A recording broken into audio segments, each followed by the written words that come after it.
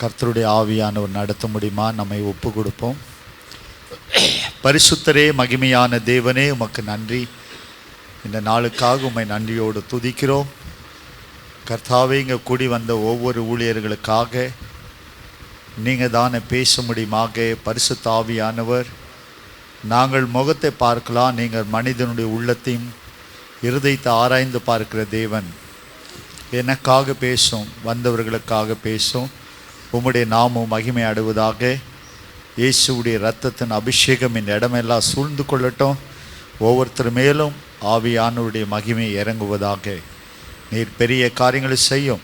இயேசு நாமத்தில் பிதாவே, ஆமென். பிரைஸ் தி லார்ட், ஹல்லேலூயா. ஆண்டவராகிய இயேசுவின் நாமத்திலே இந்த காலை நேரத்தில் வந்திருக்கிற எல்லா ஊழியர்களுக்கு என் மனதார நன்றி தெரிவிக்கிறேன். விசேஷமாக இந்த பாஸ்டர் ஊழியக்காரோட கூட்டத்தை ஆயத்தப்படுத்தின பாஸ்டர் சந்தனராஜுக்காகவும் மற்றும் சாம் காந்திக்காக நன்றி செலுத்துகிறேன். இந்த ஒரு அழைப்புக்காக நன்றி. கர்த்தருக்கு மகிமை. நான் எதிர்பார்க்காத ஒரு முதலாவது இந்த இடம் பிளேஸ் நான் வர முடியுமாக ஆண்டவர் கிருபை செய்திருக்கிறார். இங்கே நிறைய பேர் நல்லா எனக்கு தெரிஞ்ச பாஸ்டர் தான் ரொம்ப இருக்கிறீங்க. கர்த்தருக்கு மகிமை. அநேக இந்த இடத்துக்கு முதலாவது தடவை வந்திருக்கிறேன். ஆண்டவராகிய இயேசு கிறிஸ்து தம்முடைய உன்னதமான ஊழியத்தை தனக்கு பிறகு செய்ய முடியுமாக சில சீஷர்களை அவர் தேர்ந்தெடுத்து கொண்டார். ஊழியம் ஆரம்பிக்கப்பட்டது ஒரே காலகட்டத்தோடு முடிக்கக்கூடாது. ஊழியம் எப்பொழுதுமே நடக்கணும். ஆகினால இயேசு கிறிஸ்து ஸ்தாபித்த ஊழியத்தை முன்னேற்ற முடியுமாக அப்போஸ்தலர்களை தேர்ந்தெடுத்தார். அந்த ஊழியத்தை அப்போஸ்தலருடைய கரத்தில் கொடுத்தார். அப்போஸ்தலர்கள் மூலமாக உலகத்தின் கடைசி வரையும் இந்த சுவிசேஷத்து மூலமாக ஊழியம் அறிவிக்கப்பட்டு சபைகள் ஸ்தாபிக்கப்பட்டு ஜனங்கள் ரட்சிக்கப்பட்டு அவரோட வருகைக்கு ஆயத்தப்படுத்த முடியுமாக தான் ஒரு ஊழியத்தை ஊழியக்காரன் கரத்தில் கர்த்தர் கொடுக்குறார். இந்த காலையில் இங்கே வந்திருக்கிற அநேக நீங்கள் ஊழியர்கள், அநேகருக்கு அனுபவம் உள்ளவர்கள் உண்டு. ஊழியத்தில் 20-30 வருஷ காலமாக ஊழியம் செய்தவர்கள் உண்டு. சில பேர் மத்தியில் வந்தவங்க இருக்கலாம், சில பேர் ஊழியத்துக்கு புதிதாக இருக்கலாம். ஆனால் ஊழியம் என்றால் எல்லாருக்கும் ஒரே சட்டம் ஒரே திட்டம்தான் ஆண்டு வருது. உனக்கு வேறு எனக்கு வேறு மற்றவங்களுக்கு வேறு கிடையாது. ஊழியம் என்று யாரெல்லாம் வேதத்தை எடுத்து வராங்களோ அவங்க எல்லாருக்கும் ஒரே சட்டம், ஒரே கர்த்தருடைய தீர்ப்பு. மெயின் தேவனுடைய தீர்ப்பு ஊழியக்காரர்களுக்கு கடினமான தீர்ப்பாக இருக்கும். இதை நாம் மறக்கக்கூடாது. ஊழியத்துக்கு வந்த பிறகு ரொம்ப கனம் கிடைக்கும். சால் போட்டாங்கோ, மாலை போடுவாங்கோ, பிரியாணி கொடுப்பாங்கோ, வீடை தேடி காணிக்க கொடுப்பாங்கோ. யாரோ ஒரு ஸ்தாபனம் சர்ச்சு கட்டி கொடுக்கும். சில ஸ்தாபனத்தில் போக்கு வர முடியுமா வண்டி வாங்கி கொடுக்கலாம். சபையில் மக்கள் சேர்ந்தவர்களாக பாஸ்டருக்கு ஒரு வண்டி வாங்கி கொடுக்கலாம், ஊழியம் செய்யலாம். ஆனால் ஊழியக்காரனுக்கு கடினமான தீர்ப்பு இருக்குது, மறக்கக்கூடாது. நமக்கு எல்லாமே ஆண்டவர் கொடுப்பார். அதுக்கு தகுந்த மாதிரி நம்ம மொழியில் சொன்னால் சாட்டி எடுத்து வாங்குவார், லெஃப்ட் ரைட்டு எடுப்பார். ஒரு நேரம், அவருடைய நேரத்துக்காக காத்திருக்கிறார். அன்றைக்கு நம்முடைய ஊழியத்துடைய காரியங்கள் என்னன்னு சொல்லி வெளிப்படும். ஆகினால ஊழியக்காரனாக இருக்கிறவங்க, ஊழியத்துக்கு வருகிறவர்கள் மிகவும் ஜாக்கிரதையாக இருக்கணும். சரியான முறையில் ஊழியத்தை செய்யணும். ஊழியத்திலே மிகவும் எச்சரிக்கையான வாழ்க்கை வாழணும். ஏனென்றால் இவ்வளோ நேரம் பாஸ்டர் சொல்லும்போது நாம் அவருடைய பிள்ளைகள், அவருடைய குமாரர்களாக இருக்கிறோம் என்றாக சொன்னார். உண்மைதான்.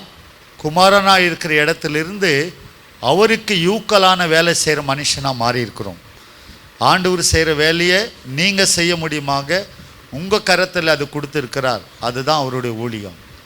அப்போ அந்த ஊழியத்தில் இருக்கிற இந்த நாட்களில் ஊழியம் எப்படி இருக்குது, எந்த மாதிரி நடக்குது, இங்கே உள்ளவர்கள் நீங்கள் எப்படி ஊழியம் செய்துக்குன்னு இருக்கிறீங்கோ, உங்கள் ஊழியம் எந்த முறையில் இருக்குது என்பதை குறித்து நாம் சில காரியங்களை பார்க்கலாம். இது எனக்கு சேர்ந்து தான் இந்த மெசேஜ், உங்களுக்கு மட்டும் இல்லை, எனக்கு சேர்ந்து தான் இந்த செய்தியானது. நம்முடைய வாழ்க்கையை கொஞ்சம் நம்ம திரும்பி பார்க்கலாம், நம்மை பரிசீலித்து பார்க்கலாம். ஆகினால் கர்த்தர் அவர் அழைத்ததான அழைப்பு என்ன நோக்கத்துக்காக நம்மை அழைத்தார், ஆண்டவருடைய பர்பஸ் என்ன நம்மை குறித்து, ஆண்டவர் எந்த நோக்கத்துக்கு நம்ம அழைத்தார், அந்த நோக்கத்துக்குள் நாம் போய்கொண்டு இருக்கிறோமா, அவருடைய காரியத்தை நாம் செய்து கொண்டு இருக்கிறோமா என்பது ஒரு 3 வசனத்தை எடுத்து நான் பேச முடியுமா விரும்புகிறேன்.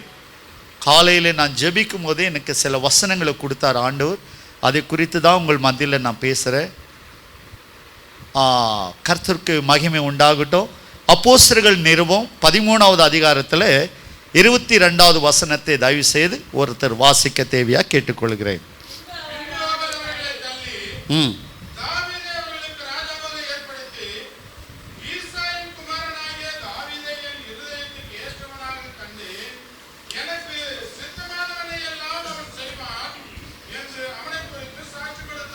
ஆமென். Praise the lord. ஹல்லேலூயா, ஹல்லேலூயா. பாஸ்டர் அல்லேலூயா சொல்லணும். சர்ச்சில் விசுவாசி அல்லேலூயா சொல்லலைன்னா பாஸ்டருக்கு ஆவியானவர் வரமாட்டார். சபையில் 100 விஷயம் அல்லேலூயா சொல்ல வைக்கிறோம். சில நேரம் பிரசங்கம் பண்ணிக்கினே இருந்து எதனா ஒரு எக்ஸாம்பிள் சொல்லிவிட்டு அந்த மெயின் தீம் மறந்துடுறோம். அப்போ 100 அல்லேலூயா சொல்ல வைக்கிறோம், அந்த மீண்டும் கொண்டு வரத்துக்காக. மெசேஜ் போய்கினே இருக்கும், சடன்லி சேஞ்ச் ஆகிடும். அப்போ அந்த ரூட் விட்டுறோம், மீண்டும் அதை கனெக்ட் பண்ண 4 விஷயம் அல்லேலூயா சொல்கிறோம். அப்போ அந்த கனெக்ட் ஆன பிறகு அகைன் மெசேஜ் ஆரம்பிக்கிறோம். சில நேரம் சபைகளில் நாம் ஜாக்கிரதையாக பேசுகிற சூழ்நிலை. அப்போ ஊழியராக இருக்கிற நாம் கூட இந்த அல்லேலூயா சத்தம் நமக்கு வரணும். ஆமென். எஸ். இந்த இடத்துல மீண்டும் தயவு செய்து இன்னொருத்தர் வாசிக்கிறீங்களா? அவனை தள்ளி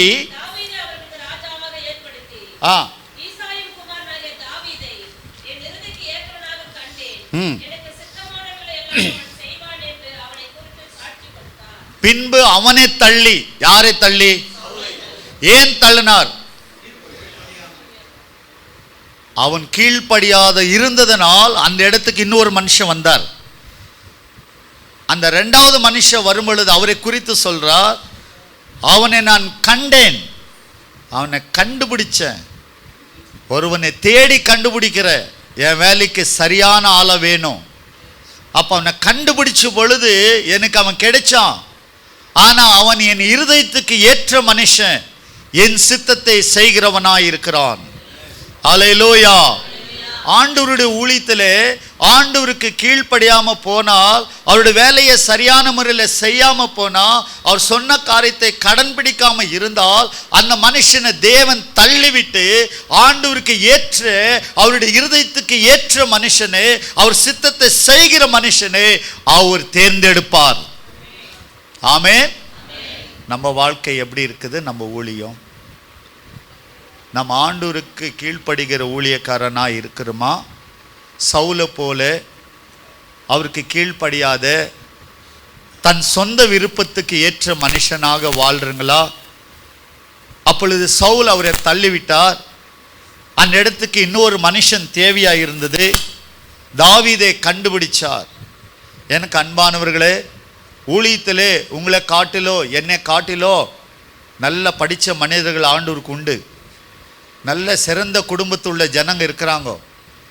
நல்ல பட்டதாரியான மக்கள் இருக்கிறார்கள். ஆண்டவருக்கு இல்லாதவங்க யாரும் இல்லை.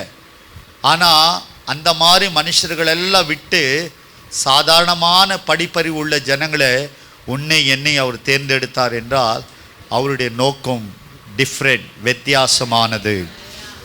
அல்லேலூயா, வித்தியாசமானது. அடுத்ததாக அவர் சொல்றார், என் இருதயத்துக்கு ஏற்ற மனுஷனாக அவன் காணுகிறான். ஒரு ஊழியக்காரன், ஊழியம் செய்கிற மனுஷன் ஆண்டவருடைய இருதயத்துக்கு ஏற்றவனாக காணப்படணும். மனுஷனை பெருமைப்படுத்தவோ ஜனங்களை சந்தோஷப்படுத்தவோ அல்ல நம்மை அழைத்தவர்களுக்கு கனப்படுத்தவோ ஜனங்கள் நம்மை புகழ முடியுமா? சபையின் மக்கள் நம்மை புகழ முடியுமா? சபையின் ஜனங்களை சந்தோஷப்படுத்த முடியுமான்னு ஒரு ஊழியக்காரனாக இருக்கக்கூடாது. அவன் கர்த்தருடைய இருதயத்துக்கு ஏற்ற மனுஷனாக இருக்கணும். யார் அந்த கர்த்தருடைய இருதயத்துக்கு ஏற்றவனாக இருக்கிறார்களோ அவங்க மட்டும்தான் ஆண்டவருடைய சித்தத்தை அறிய முடியும். யார் தேவனுடைய இருதயத்துக்கு ஏற்றவனாமாய் காணப்படாமல் இருந்தால் அவர்கள் தேவ சித்தத்தை உணர முடியாது, ஆண்டவருடைய சித்தத்தை செய்ய முடியாது, ஆண்டவரை குறித்து அறிந்து ஆண்டவருக்காக ஜீவனை நடத்த முடியாது. ஆண்டவருடைய இருதயத்துக்கு ஏற்ற ஒரு மனுஷனாக இருக்கணும். ஊழியத்தில் வரும் பொழுது ஏழ்மையோ பாடுகளோ பசியோ பட்டினியோ அவமானமோ நிந்தனைகளோ எல்லாவற்றுமே சகித்து கொண்டு கர்த்தருடைய விருப்பத்துக்கு ஏற்ற ஒரு ஊழியக்காரனாக ஒருவன் வாழணும், ஒரு மனுஷன் ஊழியம் செய்யணும். இது நல்லா நம்ம புரிஞ்சுக்கணும் எனக்கு அன்பானவர்களே. ஏனென்றால் நம்மை அழைத்தவர் மனுஷன் அல்ல, பரலோக தேவன் அழைத்ததனால அந்த அழைப்புக்கு ஏற்றதானே அவருடைய இருதயத்துக்கு ஏற்ற மனுஷனா ஊழியத்தை செய்யணும். 100 வருஷம் நீங்கள் செய்யாதீங்கோ, 5 வருஷம் செய்து செத்துருங்க போதும். ஆனால் 5 வருஷம் ஒரு நல்ல ஊழியக்காரனாக வாழ்ந்து சாவணும். அந்த மாதிரி ஊழியத்தை நம்ம செய்யணும். ஆனால் அந்த ஊழியம் இல்லாமல் நம்ம 100 வருஷம் செய்து பிரயோஜனம் இல்லை.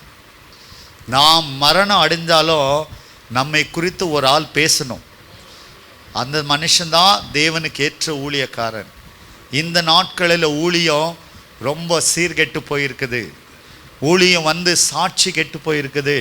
சபைகள் எல்லாம் தேவனை விட்டு உலகத்தை தேடி போயிடுச்சு. ஆனால் தேவ ஊழியக்காராக இருக்கிற நம்முடைய வாழ்க்கையில் ஆண்டவருடைய சித்தத்துக்கு ஏற்ற வண்ணமான ஒரு ஊழியத்தை செய்கிறவனாக நாம் காணப்படணும். அப்போ ஆண்டவருடைய சித்தத்துக்கு ஏற்ற ஊழியத்தை ஒருவன் செய்யணும் என்றால் அவனுடைய தனிப்பட்ட வாழ்க்கை, ஒரு ஊழியக்காரனுடைய தனிப்பட்ட வாழ்க்கை எப்படி இருக்கணும், எந்த மாதிரி நம்முடைய பர்சனல் லைஃப், நமக்கு ஆண்டவரோடு நாம் எப்படி இருக்கணும், இதுதான் இன்னைக்கு நமக்கு தேவையான காரியம். உங்களுடைய குணாதிசயங்கள், ஒரு ஊழியக்காரனுடைய குணாதிசயங்கள், ஒரு ஆவிக்குரிய ஊழியக்காரன், ஒரு ஆவிக்குரிய ஊழியக்காருடைய மனைவி, ஒரு ஆவிக்குரிய ஊழியக்காரனுடைய குடும்பம், அந்த கணவன் மனைவி பிள்ளைகள், அந்த குடும்பம், ஒரு ஆவிக்குரிய மனுஷன் எப்படி இருக்கணும், இன்றைக்கு நாம் அதை கற்றுக்கொள்ளணும். ஊழியக்காரனுக்கு எப்பொழுதுமே கற்றுக்கிற மனத்தன்மை இருக்கணும். அவன் என்ன சொல்கிறது, நான் என்ன கேட்குறது, அவன் என்ன பிரசங்கம் பண்ணுறது எனக்கு தெரியாதா? எப்போ அந்த மனத்தன்மை நமக்கு வருதோ நம்ம வாழ்க்கையில் கற்றுக்கொள்ள முடியாது. எப்போ நமக்கு அந்த தாழ்ந்த இருதயம் வருதோ அப்போதான் ஆண்டவருடைய ரகசியங்களோ அவருடைய ஆவியானோ நமக்குள்ளே தங்கியிருப்பார். அதுதான் பேதுரு சொல்றார், அவருடைய பலத்தின் கரத்தின் கீழே அடங்கியிருங்கள், ஏற்ற நேரத்தில் அவர் ஒருவனை உயர்த்துவார். அவருடைய கரத்தில் அடங்கியிருங்கள். அவர் கரத்தில் தாழ்த்தப்பட்டவர்களாக இருக்கும் பொழுது ஆண்டவர் ஒருவனை உயர்த்துவார். கர்த்தர் உயர்த்தாமல் ஒரு நாளும் ஒரு ஊழியக்காரனை யாருமே உயர்த்த முடியாது. இது மட்டும் நம்ம நல்லா புரிஞ்சுக்கணும். வாழ்க்கையில் எந்த ஊழியக்காராகட்டும், எந்த பாஸ்டர் ஆகட்டும், எந்த மனுஷன் ஆகட்டும் நம்மளை உயர்த்த ஆவாது. அவர் ஒருவர் முடிவு எடுத்தாதான் இந்த ஊழியம் உயர்த்தப்படும். அல்லேலூயா. ஆண்டவர் உயர்த்தாமல் எந்த காரியம் நம்ம என்ன பல்ட்டி அடித்தாலும் சரி, எத்தனை தீர்க்கதரிசனம் சொன்னாலும் சரி, எத்தனை பேருக்கு மஸ்கா அடித்தாலும் சரி, ஒரு காரியம் நடக்காது. ஒன்றும் நடக்காது. ஏனென்றால் தேவன் உயர்த்த தீர்மானிச்சா உங்களை எங்கே வைக்கணுமோ அங்கே வைப்பார். ஆமென். எங்கே வைக்கணுமோ அவருக்கு தெரியும். அவர் வைக்க ஒரு ஊழியக்காரன்னு அந்த இடத்துல அவர் கொண்டு போவார். அப்போ ஒரு ஊழியக்காரனுடைய பர்சனல் லைஃப், அவருடைய தனிப்பட்ட வாழ்க்கையின் முறை எப்படி இருக்கணும், இதுதான் நாம் பார்க்கிறோம். முதலாவதாக ஒரு ஊழியக்காரனுடைய தனிப்பட்ட வாழ்க்கை 2 தீமோத்தேயுக்கு எழுதின நிருபத்தில் 2வது அதிகாரம் 15வது வசனத்தை தயவு செய்து நீங்கள் வாசிக்கணும்.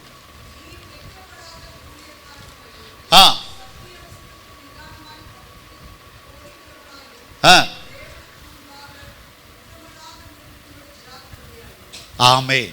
S, praise the lord. அதில் ஆமாம், இன்னொரு லைன் வரும்ல,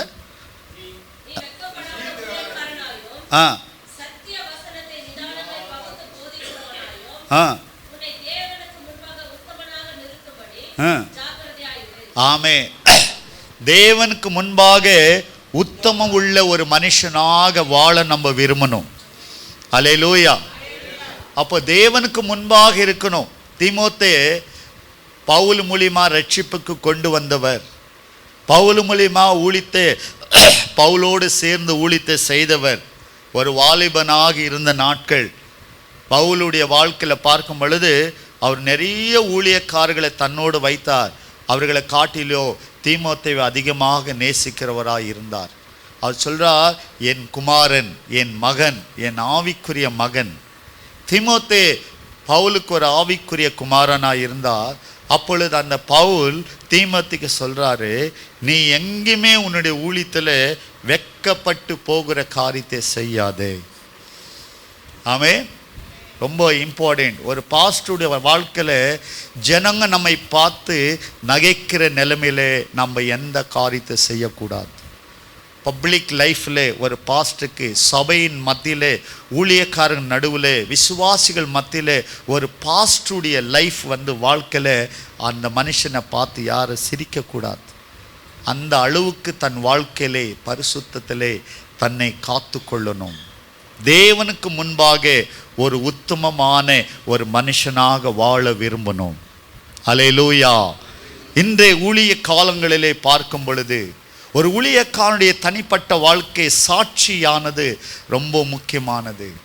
ஊழியத்திலே சாட்சி கெட்டு போனால் அந்த சபை வளராது. ஊழியத்திலே சாட்சி கெட்டா ஒருவனும் அந்த ஊழியக்காரனை மதிக்க மாட்டாங்க.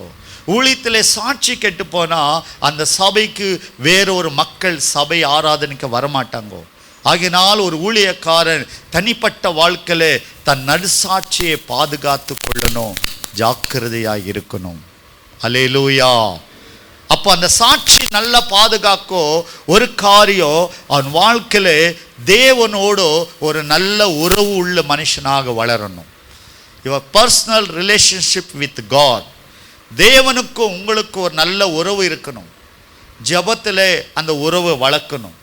அதிகமாக தேவனோடு தன் நேரத்தை செலவழிக்கணும். ஒரு காலத்தில் இருந்தாங்க, 30 வருஷம் முன்பாக நம்ம பாஸ்டர் குமார் உட்காந்துருக்கார் பின்னாடி பாகலூர் லேவேட்டில். அந்த நாட்களிலெல்லாம் நைட் ப்ரேயர் நடத்துவாங்க. ஒவ்வொரு இடத்துல ராத்திரி ஜபம் இருக்கும். பாஸ்டங்க எல்லாம் சேர்ந்து இன்றைக்கி ஜபமே காணும். நைட் ப்ரேயர் யோசித்து பாருங்களேன், எவ்வளோ இடத்துல பாஸ்டர் ஊழியக்காரெல்லாம் சேர்ந்து நைட் ப்ரேயர் நடத்துகிறாங்க. அந்த ஜபம் மறந்து போச்சு. தனிப்பட்ட வாழ்க்கையில் தேவனோடு ஒரு நாளைக்கு நீங்கள் எவ்வளோ மணி நேரம் செலவழிக்கிறீங்களோ, தனிப்பட்ட நேரம் வாரம் எல்லாம் இருக்குது. ஞாயிற்றுக்கிழமை ஆராதனை, சனிக்கிழமை, செவ்வாய்க்கிழமை, வெள்ளிக்கிழமை சில சபையில் உபாச ஜபம் 2 மணி நேரம் இல்லை 3 மணி நேரம் ப்ரேயர் நடக்கும். அவ்வளோதான். 10 மணி ப்ரேயர்னா விசுவாசி 11 மணிக்கு வருவோம். 11 மணிக்கு வந்தாக்கா 1 மணிக்கு முடிஞ்சு போச்சு. 12 1 தாண்டுனா இவர் கையாக்கு கை கால் ஆடுது, சுகர் தலைக்கு மேலே ஓடுது இவருக்கு. அந்த 2 ஹவர் உபவாசம் இருக்க முடியல ஒரு பாஸ்டர். அப்போ ஒரு ஊழியக்காரோட வாழ்க்கையில் தன் சபைக்காக தான் தேவனோடோ இரவு ஜபோ உபவாச ஜபத்தோடோ ஆண்டவரோடோ எவ்வளோ மணி நேரம் நாம் செலவழிக்கிறோம் யோசிச்சு பாருங்களேன். தேவ சமூகத்தில் இன்றைக்கு ஒரு நாள் காலை இருந்து மாலை வரை என்னோட ஃபோன் சுவிட்ச் ஆஃப், நான் ஜபத்தில் உட்காரணும். யாரும் வேண்டாம். சர்ச் வாசல் மூடி ஒரே ஊழியக்காரன் தான் மட்டும் தன் சபையிலே தன் ஜெபிக்கிற இடத்திலே அமர்ந்து ஜெபத்திலே அந்த நாளெல்லாம் விழுந்திருக்கணும். அந்த ஜெபம் இருக்குதா இன்னைக்கு? அப்படின்னா நாம் யாருடைய இருதயத்துக்கு ஏற்ற ஊழியக்காரனா இருக்கிறோம்? கர்த்தருக்கு யாரும் வேண்டாம். நீ யுவர் ஒன்லி சிங்கிள் பர்சன். நீ ஒரே ஆள் உட்காந்து ஜெபிக்கணும். சபை உன்னுடைய சபை, உன் சபை வளரணும், உன்னோட ஆண்டவரோட உறவு உருவாகணும். அந்த ஜெபம் இன்னைக்கு எங்க இருக்குதுங்கோ? ஊழியக்காரர் யார் எவ்வளோ மக்கள் ஒன்று சேர்ந்து ஊழியக்காரர் ஒரு உபவாச ஜெபம் நாம் ஜெபிக்கலாம். எவ்வளோ பேர் ஜெபிக்கிறோம்? ஒரு பாஸ்டருடைய வாழ்க்கையில ஜெப வாழ்க்கை, கர்த்தருக்கு அவருக்கு ஒரு நல்ல உறவு ஜெபம் இருக்கணும். வேத வாசிப்பு இருக்கணும். நமக்கு ஒரு நாள் உட்கார்ந்து காலை இருந்து மாலை வரையும் வேதத்தை படிக்கிறீங்களா? எனக்கு எல்லாம் தெரியும். ரொம்ப கேட்கலன்னா கூகுளை கேட்டால் அது எல்லாம் சொல்லுது. கூகுளில் சொல்லணும் என்னை பரலோகம் கொண்டு போன்ட்டு.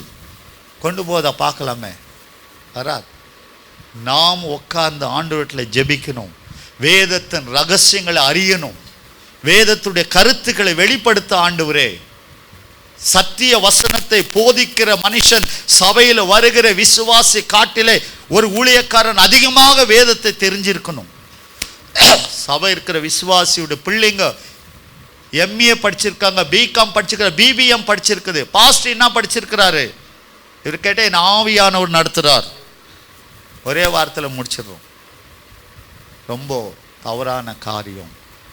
ஊழியக்காரன் அதிகமாக வேதத்தை வாசிக்கோ, தன் நாட்களை தேவனிடத்தில் செலவழிக்கணும்.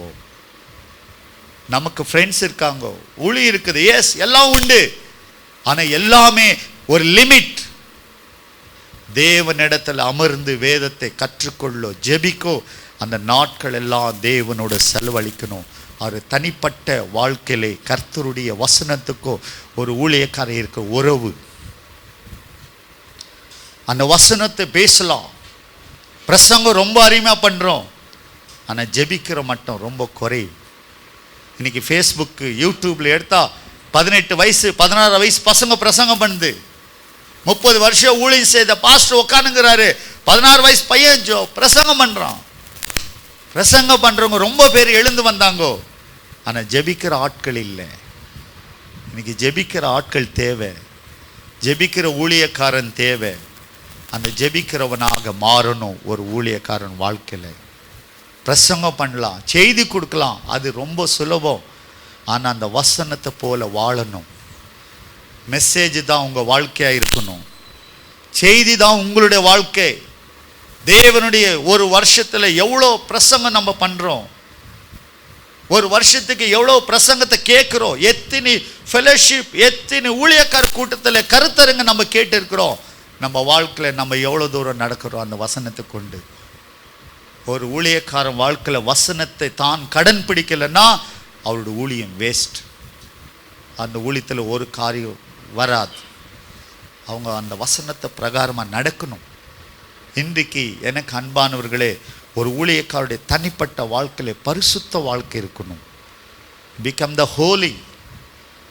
இன்றைக்கு அந்த பரிசுத்தத்துக்கு நம்மை நடத்தணும். இன்றைக்கு ஒரு ஊழியக்கார் இன்னொரு ஆள் ஒன்றா சேர்றோம். நம்ம அவர் பேசும்போது பிரைஸ் லார்ட் பாஸ்டர் எப்படி இருக்கிறீங்க, ஃபைன், என்ன நாஸ்டா சாப்பிட்டீங்கோ, தோசை இட்லி உனக்கு ஆயில் ஆகாதுப்பா, எனக்கு ரொம்ப பிரச்சனை, ரைட், நீ என்ன பண்ண, நான் இதை சாப்பிட்டேன், ரொட்டி சாப்பிட்டேன், ரைட். ஆனால் ஒரு ஊழியக்கார் ஒரு பேசும்போது இந்த ஞாயிற்றுக்கிழமை என்ன நீங்கள் செய்தி கொடுத்தீங்கன்னு கேட்டிருக்காங்களா?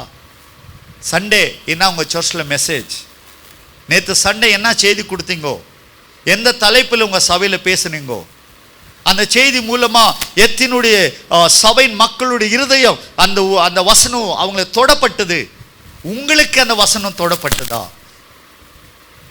ஒரு ஊழியக்காரன் காலையில் செய்தி கொடுத்தா சபைக்காக ப்ரிப்பேர் பண்ணி மெசேஜ் கொடுத்து முடித்த பிறகு தன்னுடைய வாழ்க்கையிலே அந்த வசனம் என்னை பரிசுத்தமாக்குனதா?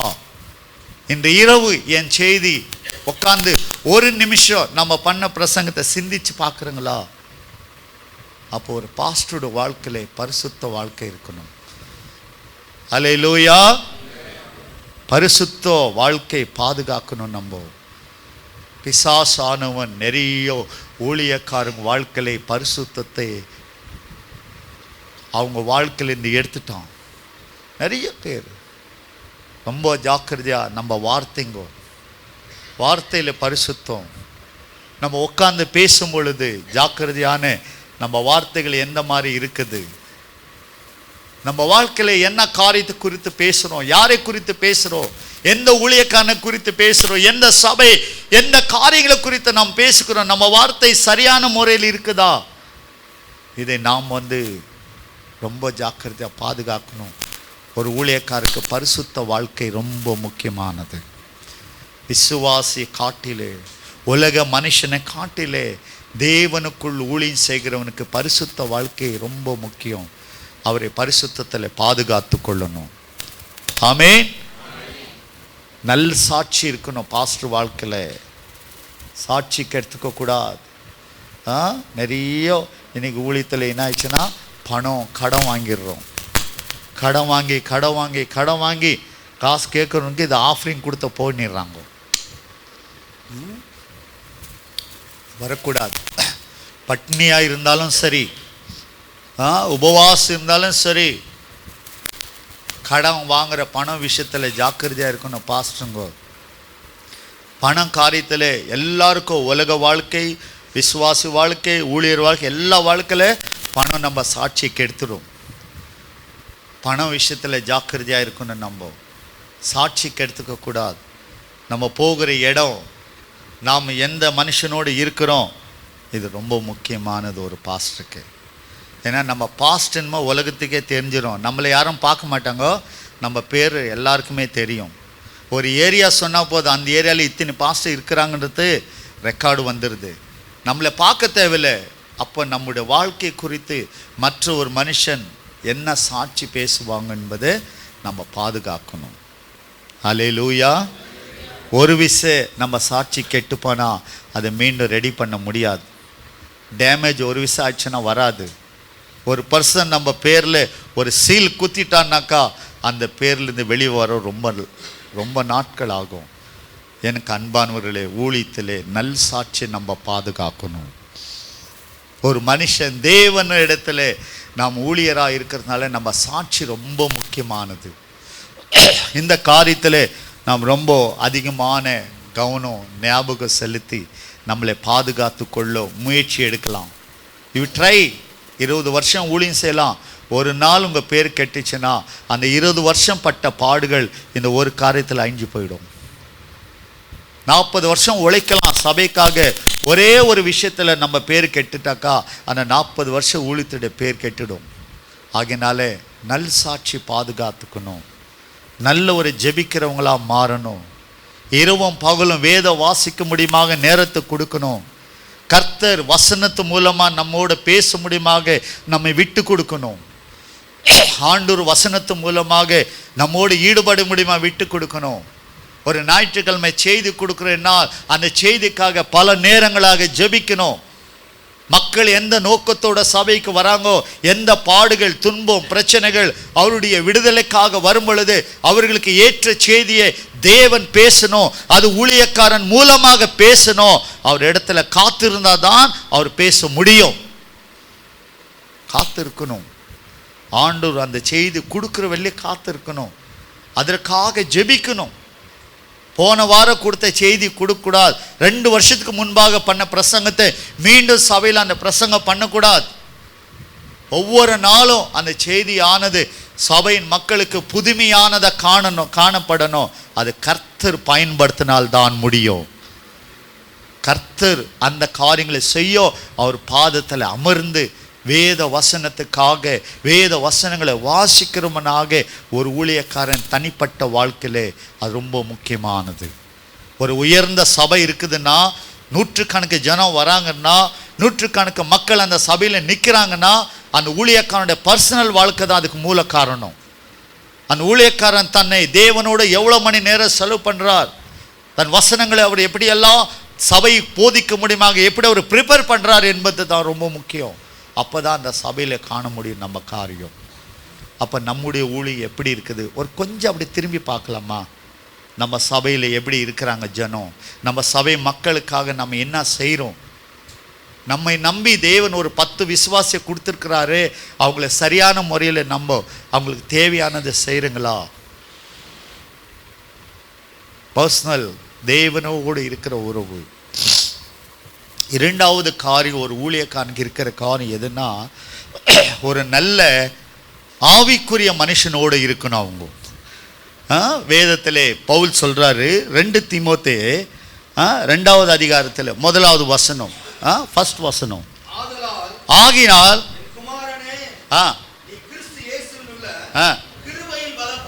ஆமென் ஆமென் பிரைஸ் தி லார்ட் அல்லேலூயா. என் குமாரனே.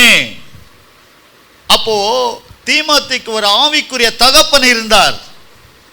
இன்னைக்கு ஊழியக்காருக்கு ஒரு ஆவிக்குரிய தகப்பன் இருக்கிறாங்களா? நிறைய இந்த நாட்களில் கஷ்டம். சபையில் ரட்சிக்கப்பட்டு ஊழியத்துக்காக பைபிள் ஸ்கூலுக்கு அனுப்பி பைபிள் ஸ்கூல் படித்து வெளியே ஊழியம் செய்கிறவங்கெல்லாம் இன்றைக்கி இல்லை. ரொம்ப கடுமை, ரொம்ப குறைவு. இன்னைக்கு பைபிள் ஸ்கூல் ஏராளமான பைபிள் ஸ்கூல் உருவாயிடுச்சு. ஆனால் பைபிள் ஸ்கூலில் படிக்கிற ஆட்களை தேரும் பொழுது யாருமே கிடையாது. 3 பேர் 2 பேர் இருக்கிறாங்க. கேட்டால் ஆன்லைனில் டீச் பண்ணுறன்றாங்க. ஓகே, ஒரு காலத்தில் ஒரு பைபிள் கலை ஊழியக்காரனா வரணும்னா சபையில் உள்ள ஜனங்களே ஊழியத்துக்காக வாலிப நாட்களில் ஒப்பு கொடுத்து அவர்கள் சபையில் வேலைகளை செய்த பிறகு அவனை பைபிள் ஸ்கூலுக்கு அனுப்பி வேதாங்க கல்லூரியிலே கற்றுக் கொடுத்து 3 வருஷம் 4 வருஷம் 2 வருஷ காலம் படித்த பிறகு அவனை ஊழியத்துக்கு ஆயத்தப்படுத்தப்பட்டு ஊழியத்தை செய்த நாட்கள். இன்னைக்கு அது இல்லவே இல்லை. வேதத்தில் 66 புஸ்தகம் தெரிஞ்சா அவர் பாஸ்டர் ஆயிடுறார்.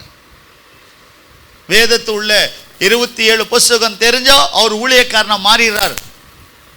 சில நாட்கள் ஆன பிறகு அவர் ரெவரண்ட் ஆகிறார். அடுத்த நாட்கள் வரும்போது பிஷப் ஆகிறார். அடுத்த நாட்கள் வந்தா அவர் ப்ராஃபெட் தீர்க்கதரிசி ஆகிறார். ஜனங்க நம்மளை பார்த்து சிரிக்கிற நிலைமை ஆயிடுச்சு. சைன் பண்ண வரல இல்லையா, கையெழுத்து எழுத வரல. இவர் கேட்டார் நான் பிஷப்ன்றாரு. நம்ம சந்திராப்பா தான் ஒரு வீடியோ போட்டிருந்தார். எல்லாரும் மேலே கம்ப்ளைண்ட் கொடுத்து உங்களை உள்ள தள்ளுறான்னார் அவர். லாஸ்ட் மந்த்து நான் ஹுப்ளியில் தார்வாட் டிஸ்ட்ரிக்டில் ஊழியத்தில் இருக்கிறேன். அங்கே ஒரு பாஸ்டர் வந்தார். இதே மாதிரி கூட்டம் முடிஞ்ச பிறகு, ஐயா ரொம்ப முக்கியமான ஒரு மெசேஜ் இன்னைக்கு, ஆனால் ஊழியக்கார் வாழ்க்கை ரொம்ப சீர்கெட்டு போயிடுச்சு. ஒருத்தர் யூடியூப்பில் ஒருத்தர் போட்டிருந்தார், ஃபேஸ்புக்கு எல்லா குரூப்பில் வந்துச்சு பெங்களூர்லேருந்து. அவர் எல்லா பிஷப் மேலே கேஸ் போடுறேன்னு போட்டார் அவருன்னாரு. எனக்கு சிரிப்பு வந்துச்சு. பரவாயில்ல, சந்திரப்பா லிங்கராஜபுரத்துலேருந்து அவர் ஹுப்ளி தார்வாடவிலையும் போயிட்டு இருக்கிறாரு. அந்த பதவிக்கு ஏற்ற தகுதி நமக்கு இருக்குதான்னு யோசிக்கணும். இன்னும் பாஸ்ட் இந்த பட்டத்துக்கே நமக்கு இன்னும் தகுதி வரல இல்லை, இன்னும் சரியான முறையில் அந்த ஊழிய பாதையில் வரல. இன்னைக்கு அந்த நாட்களில் வேதாக கல்லூரிக்கு போய் 3 வருஷம் 2 வருஷம் படித்து முடிச்ச பிறகு அவர் சபைக்கு வந்து ஊழியக்காரன் உடன் ஊழியக்காரனா சபையில் வேலை செய்து சண்டே ஸ்கூல் நடத்தி ஹவுஸ் விசிட்டிங் வீடு சந்திப்புக்கு போய் அப்போ ஒரு வீட்டு கூட்டத்தை ஆரம்பித்து இவர் அந்த வீட்டு கூட்டத்தில் பிரசங்கம் பண்ணி விட்டு 5-6 வருஷம் ஆன பிறகு அது ஒரு 60-70 பேராக சேர்ந்த சபையை உருவாக்கி அவரை நடத்த விட்டாங்க. அந்த மாதிரி தான் ஒரு ஆவிக்குரிய சபையிலிருந்து வந்த ஒரு ஆவிக்குரிய மகனாக வளர்ந்தாங்க. இன்றைக்கு அந்த ஆவிக்குரிய தகப்பன்றவங்களே தெரியாது.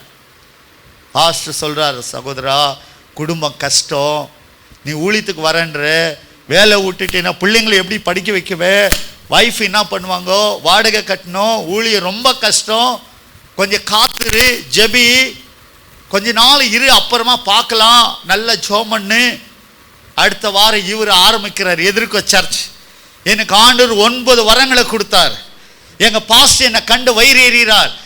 எனக்கு ரொம்ப ஆவியானவர் நடத்துறதை கண்டு என்னை ஊழியத்தில் அவர் அமைக்கி வச்சார். அதனால தான் நான் ஊழியத்துக்கு வந்துட்டேன் வெளியோ இல்லை. ஊழியம் வாழ்க்கை என்ன, ஊழியம் எது?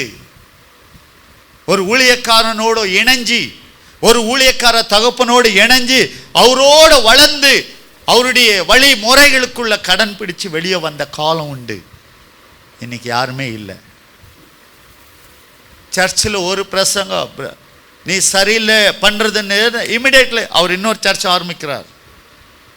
எங்கே போயிட்டு இருக்குது ஊழியம்? பாஸ்டர் ஆனவர்களுக்கு யார் ஆவிக்குரிய தகப்பன்? சில நேரம் ஊரை விட்டு வெளியூர் வந்து ஊழியம் செய்கிற சந்தோஷம்.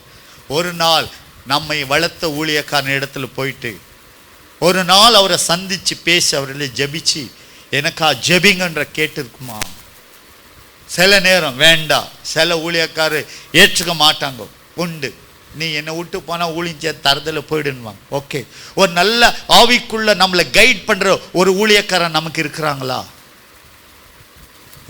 ஸ்பிரிச்சுவல் லீடர் உனக்கு ஆவியிலே நடத்துகிறோங்கோ, ஆவிக்குரிய ஆலோசனை கொடுக்குறோங்கோ, ஆவிக்குரிய வழியிலே உன்னை சீர்திருத்தி கொண்டு வருகிற உங்களுக்கு ஒரு லீடர், ஒரு பாஸ்டர் ஒருத்தர் யாருன்னா இருப்பாங்களா? நமக்கு வெரி டிஃபிகல்ட், ரொம்ப கஷ்டம்.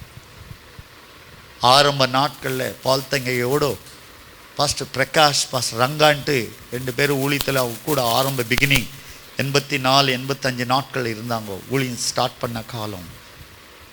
இன்னைக்கு அந்த பிரகாஷ் அவர் கூட தான் இருக்கிறார், அவர் கூட தான் வளர்ந்தார். பாஸ்டர் ரங்கா இன்னைக்கு அவர் சிக்மங்களூரில் ஒரு 1000 பேர் உள்ள சபை நடத்துகிறார். ஸ்டில் கேட்பாருங்க, எங்கள் பாஸ்டர் அவர் தான். ஒரு மனுஷனுக்கு ஒரு ஆவிக்குரிய வழி நடத்துகிற மேலொரு தகப்பன் இருக்கணும். யாருக்கு ஒரு ஆவிக்குரிய தகப்பன், ஒரு ஆவிக்குரிய மனுஷனை வைத்திருக்கிறார்களோ அவர்கள் சிரத்தமா சிறப்பான ஊழியத்தை செய்கிற வாய்ப்பு இருக்குது. அல்லேலூயா. நமக்காக ஒரு ஜெபிக்கிற ஒரு ஆள் இருக்கணும். நிறைய பாஸ்டர் நம்ம யார் ஜெபம் பண்ணுறாங்க? உங்களுக்கு ஒரு விபத்துன்னா, ஒரு தொந்தரவு, ஒரு ப்ராப்ளம், ஒரு ஃபேமிலி ப்ராப்ளம்னா உங்களுக்காக ஜெபிக்கிற பர்சன் யார் இருக்கிறாங்க சொல்லுங்கள்? யார் உங்களுடைய ப்ரேயர் பர்சன், ப்ரேயர் பார்ட்னர் யார்?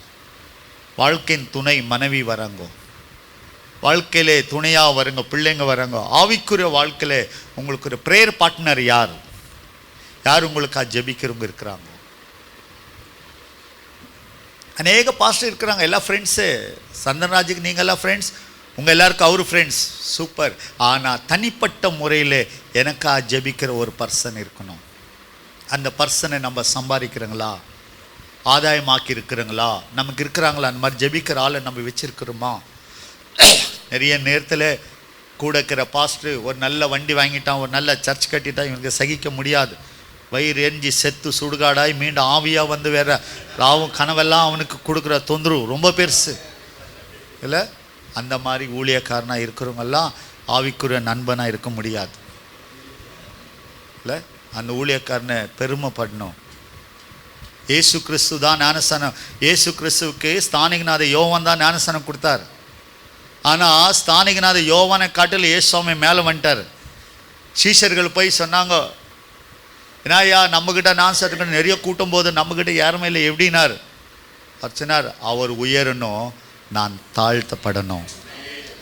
இது ஒரு ஆவிக்குரிய தலைவனுக்கும் ஆவிக்குரிய மனுஷனுக்கு இருக்கிற ஒரு குணாதிசயம். கர்த்தர் பாருங்கோ, தேவனால நீங்கள் அழைக்கப்பட்டிருந்தா ஒரே ஒரு மனுஷனோ ஒரு ஆத்மா உங்கள் சபையிலிருந்து யாரும் உங்களுக்கு ஒன்றும் பண்ண முடியாது. ஒரு பிரச்சனை கிடையாது, எங்கேயும் போக முடியாது யாருமே. நம்மளை விட்டு வெளியே போய் பெரிய சர்ச்சை ஆரம்பித்தா சந்தோஷப்படணும். ஏன்னா ஆரம்ப நாட்களை நம்ம வாங்கினது கம்மியா, அதெல்லாம் இப்போ அவன் வாங்கணும் இல்லை? பாஸ் ஆகிட்டா பாஸ்டம்மா நம்மள நாட்களில் ஜெபம் பண்ணி வரும்போது அன்றைக்கெல்லாம் என்ன காணிக்க இருந்துச்சு? 5 ரூபா காணிக்க கொடுப்பாங்க. 5 ரூபாய் எடுத்துன்னு வீட்டுக்கு வந்து அம்மா இருந்தால் அது மேலேருந்து கீழே பார்க்குதுமே, அபிஷேகம் அனல் மூட்டுதுமே, எரிஞ்சு சாம்பல் ஆகிட்டோம். ஆனாலும் சாம்பலேருந்து உயிரோடு ஏஞ்சி வந்து உக்கானுங்கிறோம். ஒரு பாஸ்டர் பொண்டாட்டி 20 வருஷம் வாழ்ந்துச்சுன்னா அந்த பாஸ்டர் அதிகமான தேவ கிருபை பெற்றால் அவர். ஆரம்ப நாட்களில் ஈஸி இல்லை பாஸ்டர், சோறு கிடையாது பாஸ்டருங்களுக்கு. யார் வீட்டில் எதனா கிடைக்கணும், ஒரு ஜபத்துக்கு போனால் அன்றைக்கி தண்ணி கூட கொடுக்க மாட்டாங்கோ. இவர் ஜெபம்னு சொல்லிட்டு வருவார், கர்த்தர் அற்புதம் செய்வார், நீ ஜெபிச்சுக்கினே நான் போயிட்டு வரணுவோம். இது காத்து வாயா என்ன அற்புதம் நடக்குது பார்க்குறேன் நானும். இவர் வரும்போது அங்கே ஒன்றும் இல்லை, சொத்த சோடா, இவருக்கு தண்ணியே குடிக்கல, மூஞ்சி செவந்து உள்ளே வருவார். பார்த்ததுமே இது வேணுமா உனக்கு? நீ ஒரு பாஸ்டர், நான் ஒரு பொண்டாட்டி, உனக்கு சபை, உனக்கு வெக்கம் இல்லை, பொண்டாட்டி கட்டினுங்க வளர்க்குறதுக்கு துப்பு இல்லை உனக்கு, நீ ஒரு பாஸ்டரான்னு கேட்கும். இவர் வெளியே சொல்ல மாட்டார். சோத்திர சோத்திர சோத்திர ஆண்டவரே, ஆவியை ஓட்டு இயேசுவின் நாமத்தில் இந்த ஆவியை கட்டு ஆண்டவரே, வரும்போது ஜோமனின்னு உள்ளே வரார். அந்த மாதிரியெல்லாம் பாடுபட்டு செத்து சுடுகாடாகி ஒரு 20 ஆத்மா வச்சுக்கணும் வாழ்கிறவங்கிட்ட இன்னொருத்த எதிர்க்க சர்ச்சை ஆரம்பிச்சிட்டான்னா பிரைஸ் தி லார்ட், அல்லேலூயா.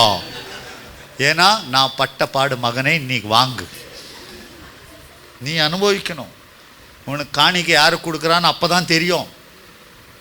உனக்கு யார் காணிக்கை கொடுக்குறாங்கோ, யார் என்ன பண்ணுறாங்கோ, சோறு கொடுத்தாங்களா பிரியாணி கொடுத்தாங்க, எல்லாமே நீ பாஸ் ஆனால் தான் தெரியும். அது வெளியே தெரியாது. அந்த மாதிரி ஊழியத்துக்கு போனவங்களுக்கு சந்தோஷமாக 6 மாதத்துக்கு ஒரு நாள் கிடைச்சா ஒரு 50 ரூபாய் காணிக்கை கொடுக்கணும் வச்சுக்கோ. ஏன்னா என் பாடு என் இடத்துக்கு வந்தால் தான் தெரியும் உனக்கு. Very difficult.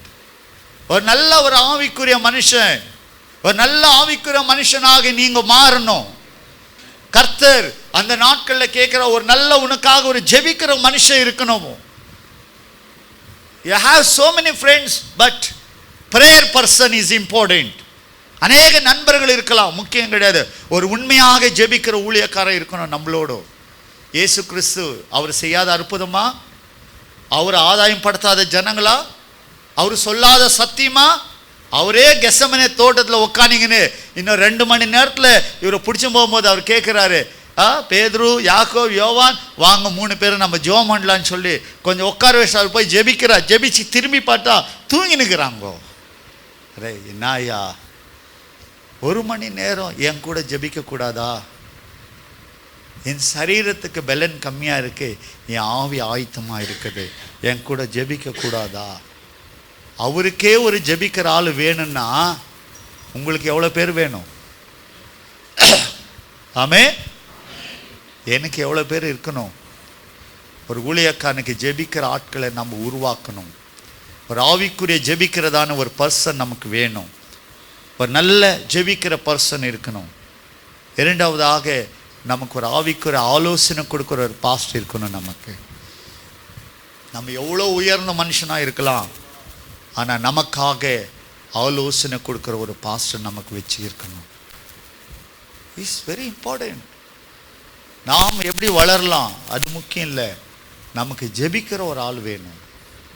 நம்முடைய காரியெல்லாம் சத்தியம் கிடையாது, நம்ம புத்தி அறிவுக்கு தகுந்த மாதிரி நம்ம பேசுறதெல்லாம் சரியானது கிடையாது. நமக்கு ஆலோசனை கொடுக்குற ஒரு ஆலோசகர் இருக்கணும். பவுலுடைய வாழ்க்கையில் அவர் எவ்வளோ பாடுகள் சுமைகளை படும் பொழுது தீமோத்தேயுக்கு ஒரு நல்ல ஆலோசனை உள்ளவராக இருந்தார். அவர் ஜெயிலில் இருக்குவார். ரோமாயருடைய ஜெயிலில் போட்டிருந்தா தீமோத்தேயு அவரை பார்க்க முடியுமா? போவார். இன்றைக்கி பைக் இருக்குது, கார் இருக்குது, வண்டி இருக்குது, ட்ரெயின் இருக்குது, ஃப்ளைட் இருக்குது. அன்றைக்கி அது கிடையாது. கப்பல் பயணமாக போகணுமா இருந்தது. ஒரு தடவை போனால் ரிட்டன் வாபஸ் வரும், பல மாதம் ஆகும். அவரை போய் சந்தித்து ஜெயிலில் அவரோட பேசி அவர் கூட சில நேரத்தை செலவழித்தாங்க. இன்றைக்கி நாம் நோயாளியை பார்த்தா எந்த பாசம் நம்ம ஃபோன் எடுக்க மாட்டேன்றான். கேட்டால் நாட் ரீச்சபிள் இருந்து, அடுத்த ஃபோன் பண்ணால் சுவிட்ச் ஆஃப் இருந்து, இன்னொரு ஃபோன் பண்ணாக்கா நம்ம ஃபோன் கனெக்டடே பிளாக் லிஸ்ட்டில் போடுறான். ஏன்னா இவன் ஹாஸ்பிட்டலில் இருக்கிறான், இவன் நம்மளை ஹாஸ்பிட்டலுக்கு இருக்கிறதுனால பில்லுக்காக நமக்கு ஃபோன் பண்ணுறான்னு சொல்லிட்டு ஆஃப் பண்ணிடுறாங்கோ. இந்த மாதிரி லைஃப் நம்மது ஓடிட்டு இருக்குது.